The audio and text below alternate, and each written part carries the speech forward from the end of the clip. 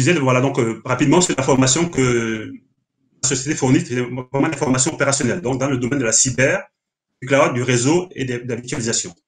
Comme je disais tout à l'heure également, nous, on fait des formations purement opérationnelles. C'est-à-dire éviter les formations théoriques où on découle les concepts et les principes, mais sans les mettre en œuvre, vraiment basé sur des cas concrets et des projets réels. On déploie une application Promise, comment ça se passe? Moi, je configure mon réseau, mon système, ma sécurité, pour que l'application puisse se déployer de manière sécurisée. Donc, c'est vraiment les formations à base de pratiques, de techniques, des cas concrets d'entreprise. Super. Un exemple, c'est un exemple de schéma qu'on peut mettre en place dans ma plateforme de formation. Dans ma plateforme de formation, on a le siège principal de l'entreprise, on a les sites distants, on a le data center. Tout ça, je configure en place. Je mets les serveurs, je mets les applicatifs, je crée les sites distants, je mets le firewall de sécurité entre les deux, et mon serveur de stockage qui stocke mes données, mes baies de stockage. On construit complètement l'environnement pour que les étudiants conformes, les apprenants, puissent pratiquer dans la vraie vie, comme dans la vraie vie. Et dernier élément, un parcours de formation typique, par exemple, d'un administrateur système et réseau. Oui. En 6 mois, opérationnel. On peut avoir une première phase d'évaluation. On évalue son niveau.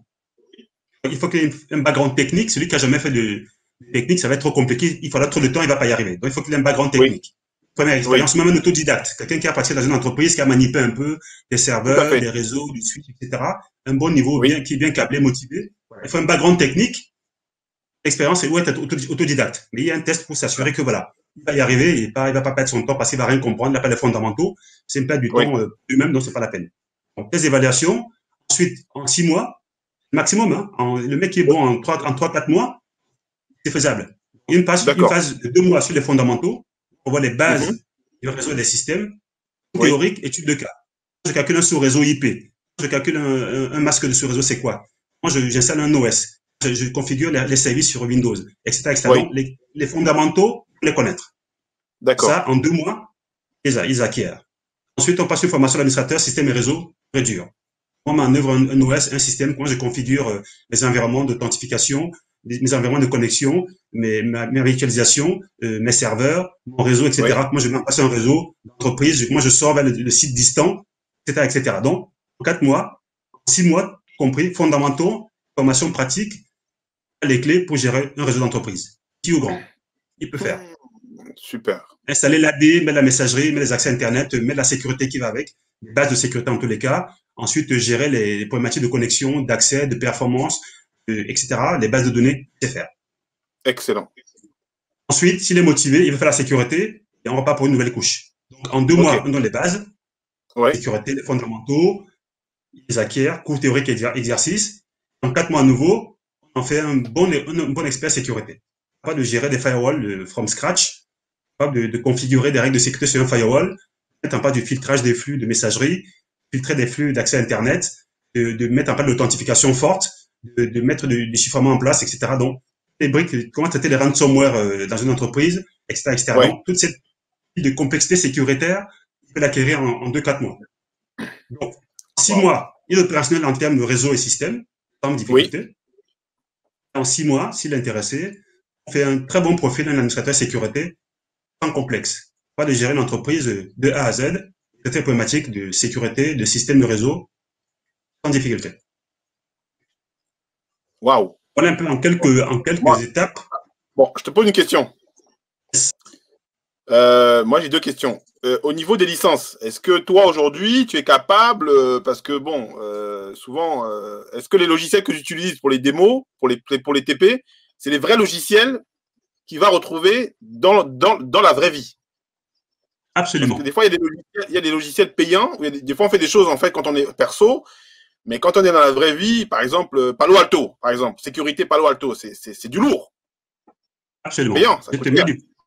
Il y a accès au Palo Alto, les licences Palo Alto, les licences Checkpoint, les licences Checkpoint, R80, pas de problème. Palo Alto, j'ai les licences. Cisco, ASA, Firepower, j'ai les licences. Fortinet, j'ai les licenses. Stormshield, Sophos, etc. Proofpoint, Zscaler, VMware, Hyper-V. J'ai toutes les licences de toutes les solutions du marché. C'est ça l'avantage du Sommelier. Et les gens aujourd'hui, ils ont fait des tests des solutions open source ou bien gratuites ou d'évaluation. C'est pas les vrais. Ils ont moi, je donne à l'entreprise. C'est pas, et quand ils tombent sur les vraies solutions, ils sont un peu décalés parce que c'était pas comme ça qu'ils ont vu en formation. L'idée, c'est que je leur mets à disposition les vraies solutions contre l'entreprise, Palo Alto, Oui. Fortinet, Checkpoint, Cisco, ils travaillent sur la même solution. Donc, quand ils sortent de là, ils sont certifiés. Après, on les certifie derrière. On les certifie sur Palo Alto après. On les certifie sur Fortinet ou Checkpoint. Donc, ça veut dire qu'ils sortent avec une certification Palo Alto, une certification Checkpoint. Absolument. Il est capable, s'il est prêt, les travailleurs, on le forme, il passe à cette certification. Ça, c'est une certification, c'est international. C'est un produit sûr. Absolument. Bon, moi, j'ai une autre question.